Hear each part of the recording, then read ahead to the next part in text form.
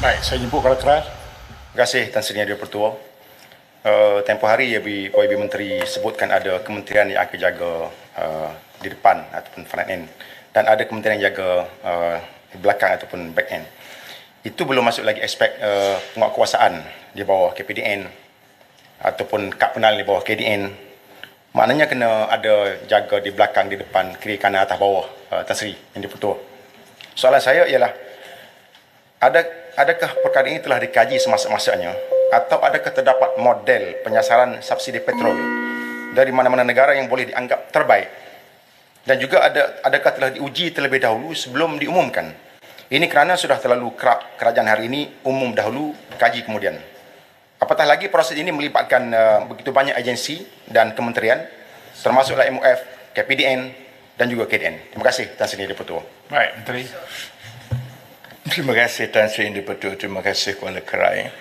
Pertama, adakah sudah diuji? Sebenarnya projek rintis telah dilaksanakan antara tahun 2022 dan 2023 untuk penggunaan kad pengenalan dan juga e-dompet bagi stesen-stesen minyak terpilih. Jadi ia telah pun diuji. Dari segi pengesahan kelayakan di peringkat belakang ataupun back end, padu telah beroperasi dan telah mula digunakan untuk beberapa use cases.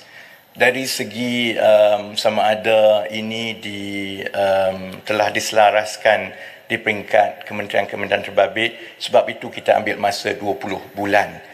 Yang kata umum dahulu tapi tak kaji ni sebenarnya hanyalah pembangkang. Sebab itu kita dah bagi isyarat bahawa penyasaran subsidi ini adalah asas utama di dalam. Tengok, pembangkang satu ini Putrajaya dia tak ada, dia yang selalu sebut. Sebenarnya Tan Sri Yang Di-Pertua semasa kajian separuh penggal dibentangkan di Dewan ini dalam bulan September 2023 lagi pun, kerajaan telah meletakkan bahawa penyasaran semula subsidi adalah asas utama reformasi dan pembaharuan ekonomi untuk mengukuhkan fiskal kerajaan.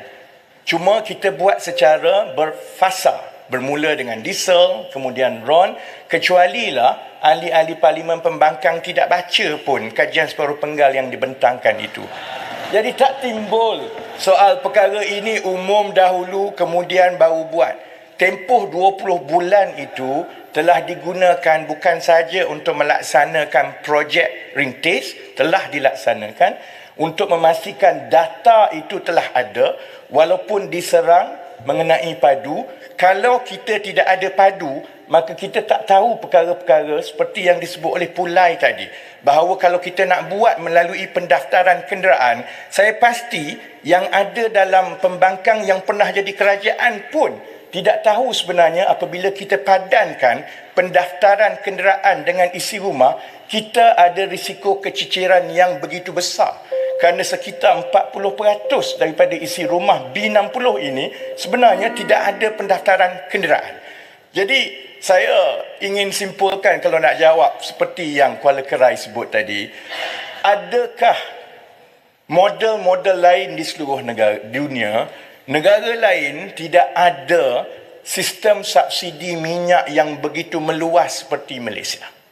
Kalau di rantau Asia Tenggara ini, tidak ada lagi negara, kecuali Brunei lah saya ingat, yang memberikan subsidi sebegitu banyak kepada semua orang.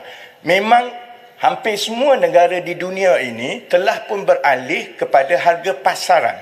Jadi sebab itu, kalau kita nak jadi rujukan, memang kitalah jadi rujukannya. Macam mana kita nak beralih ini? Kerana negara-negara lain memang tidak ada situasi yang ada seperti Malaysia. Dan hampir semua negara di dunia ini menggunakan kaedah pindahan tunai. Iaitu mengapungkan harga, kemudian memberi balik sumbangan itu dalam bentuk bantuan tunai bulanan yang telah dipertimbangkan oleh kerajaan dan diputuskan bahawa itu ada risiko besar kepada kenaikan harga barang. Sebab itu kerajaan memilih cara yang ada sekarang. Terima kasih, Speaker. Baik, terima kasih. Speaker 3612, Tan Sri Speaker. 3612. Supaya tidak mengelirukan Dewan, saya mohon jawapan bertulis daripada Yang Berhormat Menteri kepada Kuala Kerai. Stesen mana yang telah melakukan projek rintis menggunakan IC untuk dapatkan minyak petrol, dan saya cadangkan kalau boleh termasuk juga di Sabah dan Sarawak. Tuan Sri Speaker, terima kasih. Okay.